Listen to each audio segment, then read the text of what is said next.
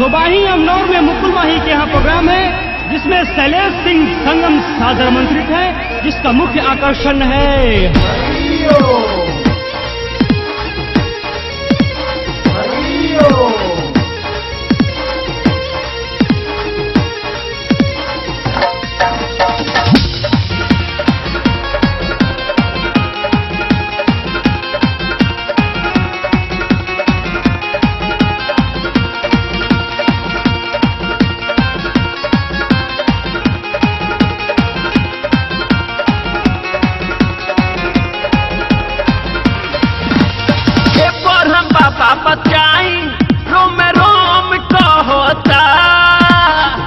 हर साल की बात 3 साल की हमारी ऑर्केस्ट्रा पार्टी आप सभी बारातियों का हार्दिक अभिनंदन करती है और करती ही रहेगी।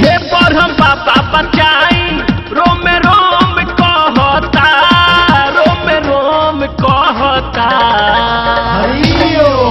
कि लहंगा उठा के का कहीं बलमुआ, लहंगा उठा के बलमुआ हरी ओम करता, लहंगा उठा के बलमुआ हरी ओम करता।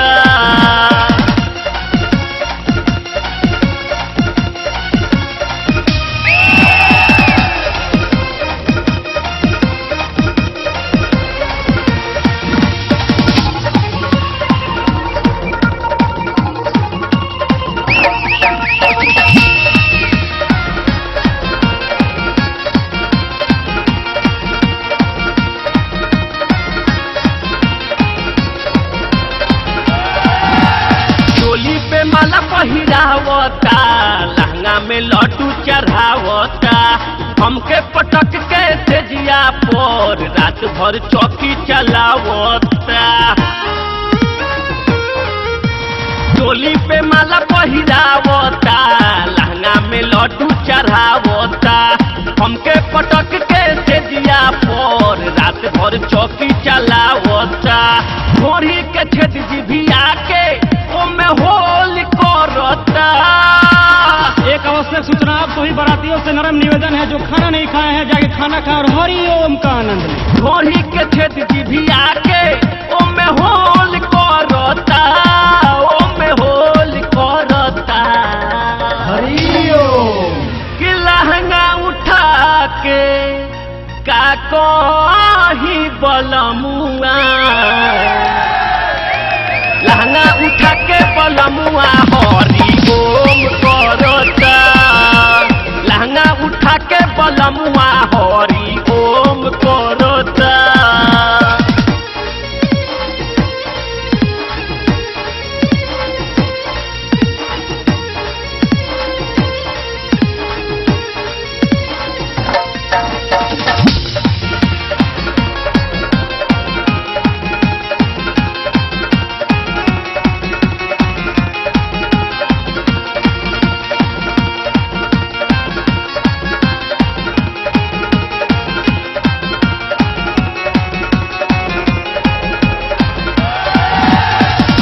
के दांते से काटता, उठवा के छाली के चाटता, पीरा से काको ही पूरा शरीर, दर्द से दादा इठाटता। बलिया के दांते से काटता, उठवा के छाली के चाटता, पीरा से काको ही पूरा शरीर, दर्द से दादा इठाटता। दहिया पर चढ़ के योगा लोम विलोम करता। आप सभी कुंवर लड़कों को सूचित किया जाता है कि कृपया हरिओम करते वक्त छाते का प्रयोग करें, वरना खतरा हो सकता है। दहिया पर चढ़ के योगा लोम विलोम करता, लोम विलोम करता हरिओम। कि लहंगा उठा के का कहीं बलमुआ,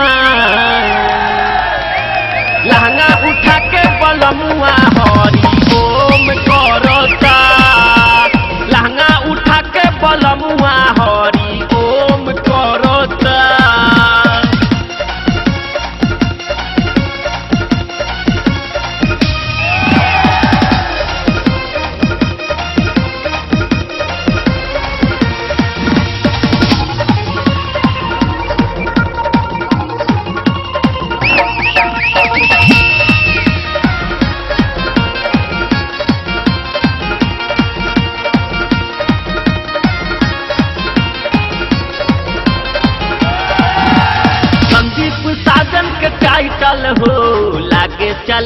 मोटा साइकिल हो। ठाकुर परवाना लौरेला जंग खाई के गोली रिवाइटल हो। संदीप साजन के टाइटल हो लागे चलावता साइकिल हो। ठाकुर परवाना लौरेला जंग खाई के गोली रिवाइटल हो। मुन्ना मेडिकल शैलेश सिंह ओके फॉर्म कहता। दूर से ये बंगाल के छमियों से हमें कहना पड़ रहा है कि कृपया ढोरी न दिखाए वरना चोप घोंप दिया जाएगा। मुन्ना मेडिकल शैलेश सिंह ओके फॉर्म कहता। ओके फॉर्म कहता कि लहंगा उठा के का कहीं बलमुआ। लहंगा उठा के बलमुआ हरि ओम करता। लहंगा उठा के बलमुआ हरि ओम करता। ए पर हम बाबा बचाई रोम रोम कहता। अगर शैलेश सिंह संगम का ये प्रोग्राम अच्छा लगा हो तो एक बार सेवा का मौका अवश्य दी। ए पर हम बाबा बचाई रोम रोम कहता। रोम रोम कहता